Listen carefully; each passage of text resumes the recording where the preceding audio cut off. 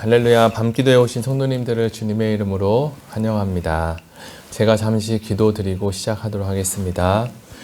하나님 아버지 감사합니다. 오늘 밤 하나님께서 우리에게 말씀을 들려주시고 하나님께로 한 걸음 더 가까이 갈 수 있는 은혜를 주심을 감사합니다.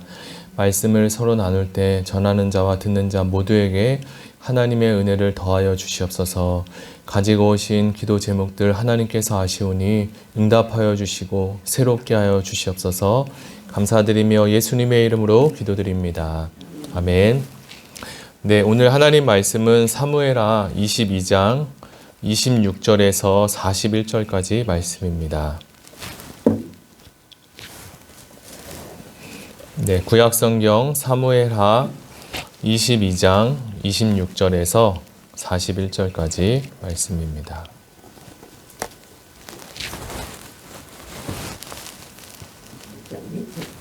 네, 22장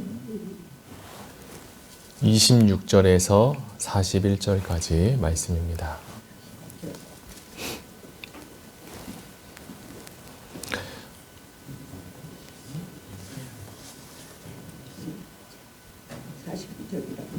네, 26절부터 41절까지. 26절? 네. 네. 제가 교독에서 읽겠습니다. 제가 먼저 읽겠습니다. 자비한 자에게는 주의 자비하심을 나타내시며 완전한 자에게는 주의 완전하심을 보이시며 깨끗한 자에게는 주의 깨끗하심을 보이시며 사악한 자에게는 주의 거스르심을 보이시리이다. 주께서 공고한 백성은 구원하시고 교만한 자를 살피사 낮추시리이다. 여호와여, 주는 나의 등불이시니 여호와께서 나의 어둠을 밝히시리이다. 내가 주를 의뢰하고 적진으로 달리며 내 하나님을 의지하고 성벽을 뛰어넘나이다. 하나님의 도는 완전하고 여호와의 말씀은 진실하니 그는 자기에게 피하는 모든 자에게 방패시로다. 여호와 외에 누가 하나님이며 우리 하나님 외에 누가 반석이냐. 하나님은 나의 견고한 요새시며 나를 안전한 곳으로 인도하시며 나의 발로 암사슴 발 같게 하시며 나를 나의 높은 곳에 세우시며 내 손을 가르쳐 싸우게 하시니 내 팔이 놋활을 당기도다.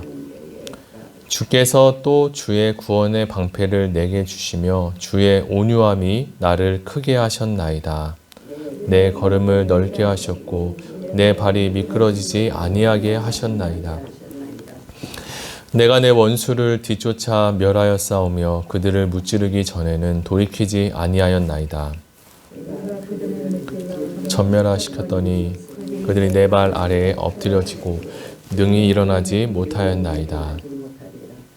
이는 주께서 내게 전쟁하게 하려고 능력으로 내게 띠띠우사 일어나 나를 치는 자를 내게 굴복하게 하셨사오며 주께서 또 내 원수들이 등을 내게로 향하게 하시고 내게 나를 미워하는 자를 끊어버리게 하셨음이니이다. 아멘. 네, 아멘. 네, 저는 초등학교 5학년 때 어느 날 갑자기 칠판이 잘 보이지 않아서 안경을 쓰게 되었습니다. 물론 그때 검사를 했을 때 왼쪽 눈과 그리고 오른쪽 눈은 시력이 비슷해 균형을 이루고 있었지만 안경이 없이는 사물을 볼 수 없는 균형 잡힌 시력은 아니었습니다. 오늘은 무엇보다 균형 잡힌 시각의 중요성을 말씀을 통해서 알려주고 있는데요. 함께 말씀을 보시도록 하겠습니다. 오늘 본문의 시인은 먼저 자신에게 베푸신 하나님의 선하신 은혜를 묵상하고 찬양하고 있습니다. 그리고 이어서 온 인류에게 베푸신 은혜를 노래하고 마지막으로는 개인의 묵상과 찬양으로 마무리를 합니다. 지금까지 우리는 사무엘하를 묵상해 왔는데요. 다윗의 일생을 함께 주목하며 살펴보도록 하겠습니다. 다윗은 남유다와 그리고 북이스라엘 전체의 왕으로서 여러 가지 선하고 좋은 모습들을 많이 보여주었습니다. 그러나 반대로 우리가 잘 알고 있는 우리아의 사건과 또 경건치 못한 모습도 또한 볼 수 있었습니다. 이러한 양면의 모습을 가진 다윗을 우리는 어떻게 평가하면 좋을까요? 흔히 자녀를 키우는 부모의 입장에서 자녀가 10가지를 잘했을 때 한 가지를 잘못하면 크게 그 자녀를 나무라는 경우를 볼 수 있는데요. 이것은 균형 잡힌 양육 태도는 아닐 것입니다. 사람과 인생을 바라보는 우리의 시각에도 이처럼 균형 잡힌 시각이 필요합니다. 인간은 선입견과 편견으로 인해 사람을 대할 때나 또는 사건을 대할 때 연약하고 부족한 모습이 많이 있습니다. 그러나 우리는 다윗의 일생을 통해 하나님의 균형 잡힌 시각을 만날 수 있습니다. 다윗에게는 선한 모습도 있었고 그리고 죄에 빠진 모습도 있었지만 하나님은 그러한 다윗을 볼 때 통합적인 시각으로 균형 있게 바라보셨습니다. 오늘 말씀은 시인을 통해서 하나님께 순종하는 자들을 어떻게 하나님이 바라보시는지를 자세하게 볼 수 있습니다. 실상 우리가 우리 자신을 보면 우리 안에 선한 것이 없습니다. 다만 하나님의 은혜로 선과 악을 구분할 수 있을 뿐입니다. 우리는 선과 악을 구분하며 살아가지만 선을 택할 수 있는 힘과 능력도 부족한 존재입니다. 하나님은 우리의 이러한 모습과 연약함을 알고 있을까요? 또는 모르고 계실까요? 분명히 알고 계실 것입니다. 그렇다면 우리는 다윗과 같이 때로 우리의 부족함을 볼 때 어떻게 생각하면 좋겠습니까? 그러한 우리에게 필요한 것은 무엇이 있을까요? 하나님이 우리를 보실 때 우리가 죄를 짓고 또는 죄를 짓지 않고 그것이 중요한 것이 아니라 그 당시 우리의 자세와 태도가 더 중요하게 하나님이 보실 것입니다. 다윗과 사울이 죄를 똑같이 범했는데 어찌 보면 인간의 잣대로 본다면 다윗의 죄보다 사울의 죄가 더 가벼울 수도 있습니다. 그러나 사울은 죄 앞에서 죄를 짓고 난 이후에 겸손을 찾지 않고 하나님께로 가까이 가지 않았습니다. 그러나 다윗은 사울보다 훨씬 큰 죄를 지었음에도 간음과 살인을 했음에도 나단 선지자의 말 앞에 왕의 체면을 뒤로한 채 하나님께 회개하고 통곡하는 일을 했습니다. 저는 오늘 이 말씀을 묵상하면서 본문에 나오는 29절이 눈에 들어왔는데요. 제가 잠시 읽어드리겠습니다. 29절 여호와여 주는 나의 등불이시니 여호와께서 나의 어둠을 밝히시리이다. 이 말씀을 보면 등불이라는 단어가 나와 있습니다. 저는 이 등불이라는 단어를 주목해 보았습니다. 다윗에게 있어서 하나님은 자신의 인생을 비추는 이 등불과 같은 존재로 보여집니다. 캄캄하고 어두웠던 그리고 막막한 그의 인생에서 하나님은 길을 여시고 그의 인생을 인도하시는 하나님이라는 것을 여러 번 경험했기 때문입니다. 저는 이전에 어느 책에서 재미난 실험을 한 이야기를 본 적이 있습니다. 2마리의 실험지를 이렇게 한 통씩 준비해서 한 마리씩 통에 가다 놓고 한 통은 완전히 밀폐를 해서 빛이 전혀 들어오지 않는 그런 조건을 만들고 하나의 통은 똑같이 되어 있지만 아주 작은 바늘과 같은 구멍을 내서 그곳에 빛이 들어오도록 했습니다. 그러면 이 2마리 쥐는 시간이 흘러서 어떻게 되었을까요?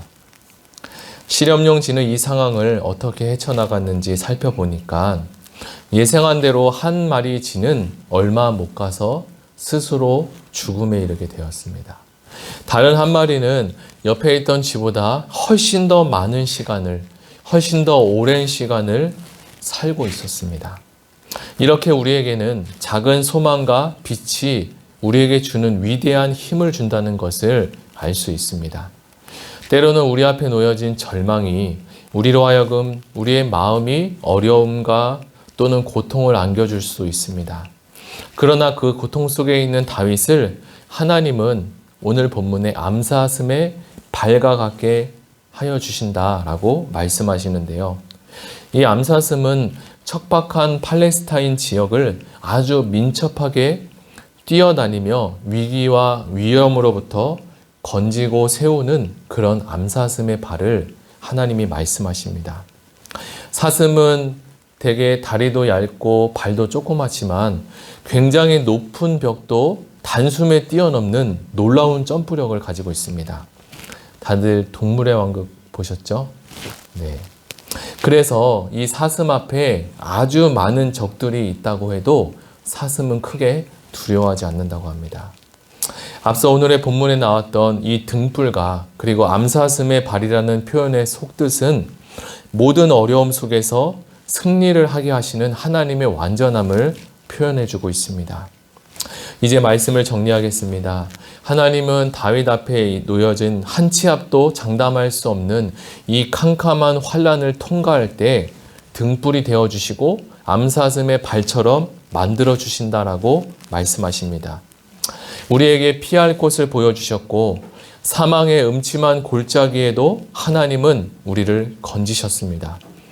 등불이 되어주신 하나님은 다윗의 길을 밝혀주셨으며 다윗은 그러한 하나님을 의지하고 담대히 적군을 무찌르며 승리의 깃발을 꽂습니다.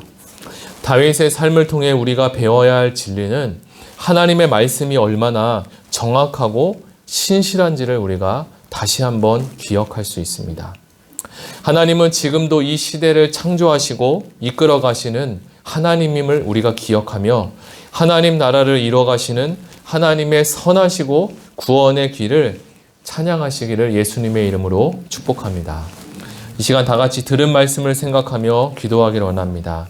오늘은 사무엘하 22장의 말씀을 통하여서 하나님께서 하나님의 선하심으로 암사슴의 발과 같이 우리를 만들어주시며 앞에 막막한 삶 가운데서도 등불이 되어주신다는 하나님의 말씀을 의지하고 들은 말씀을 생각하며 같이 말씀을 붙잡고 기도하겠습니다.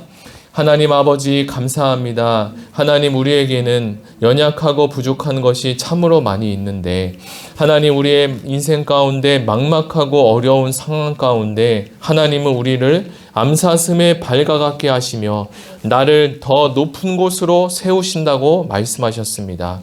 내 걸음을 넓게 하셨고 내 발이 미끄러지지 아니하게 하셨습니다. 하나님 내 원수 앞에 등을 돌리지 않고 하나님께서 어느 곳에 가든지 다윗을 인도하신 주님께서 우리의 인생 가운데 하나님 놓여진 많은 고난과 위기 가운데 적들의 위험이 나를 엄습해 올지라도 하나님 날마다 암사슴의 발로 주님께서 드높여 주심을 우리가 배웠습니다. 오늘 들은 말씀을 생각하며 하나님 인도하여 주시고 우리 마음 가운데 하나님의 선하심이 우리가 오늘도 온전히 하나님의 선하심을 신뢰하고 믿으며 나아갈 수 있도록 주님 도와주시옵소서. 우리는 사건과 사람을 볼 때 균형 잡히지 못하는 하나님 분별력 없는 시각을 가지고 있습니다. 하나님 이 시각과 하나님 이 시야 가운데 하나님의 말씀을 통하여서 온전한 시야를 회복할 수 있도록 도와주시고 균형 잡힌 시각으로 하나님을 찬양하며 나아갈 수 있는 은혜를 더하여 주시옵소서.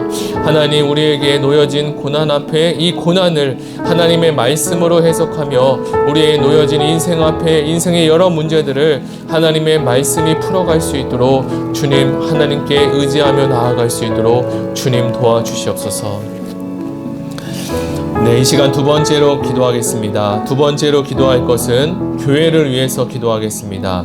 특별히 균형 있게 성장하는 공동체가 되게 해달라고 함께 기도하시고 돌아오는 주일에 체육대회가 있습니다. 체육대회 가운데 연합하는 공동체가 되게 하시고 또한 다음 달에 있을 추수감사절을 통해 우리의 믿음과 신앙이 최고의 감사로 드려지는 아름다운 시간 되게 해달라고 균형 있게 성장하는 공동체 체육대회를 위해서 그리고 다가올 추수감사절을 위해서 다 같이 기도하시겠습니다.